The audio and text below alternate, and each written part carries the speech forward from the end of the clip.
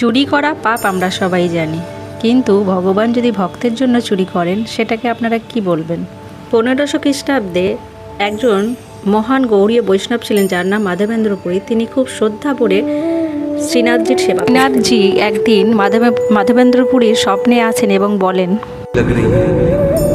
नीलाचल से चंदन लाकर मेरा लेप करूंगा, मुझे शीतलता मिलेगी। ভগবানের আজ্ঞা পেতেই তিনি নীলাচলের উদ্দেশ্যে রওনা দেন এবং পথেই পড়ে রেমুনা, যেখানে গোপীনাথজির প্রসিদ্ধ মন্দির আছে।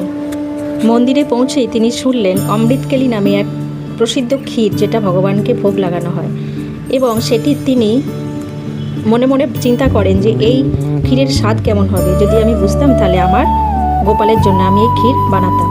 কিন্তু পরক্ষণেই তার মনে হলো, মা আমি এটা কি ভাবছি, ভগবানকে ভোগ লাগানোর আগে আমার এত লোভ এলো কোথা থেকে? তাই আমার ধিক্কার হওয়া উচিত নিজের প্রতি। তখন তিনি মন্দির থেকে বেরিয়ে চলে যান।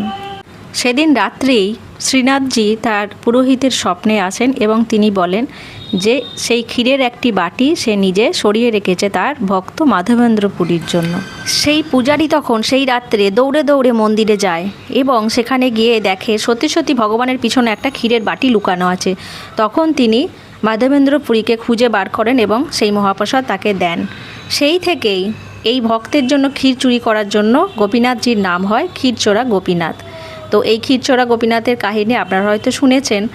কেমন লাগলো অবশ্যই আপনারা কমেন্ট শেয়ার করে জানাবেন। হরে কৃষ্ণা, হরি বল, জয় গোপীনাথ।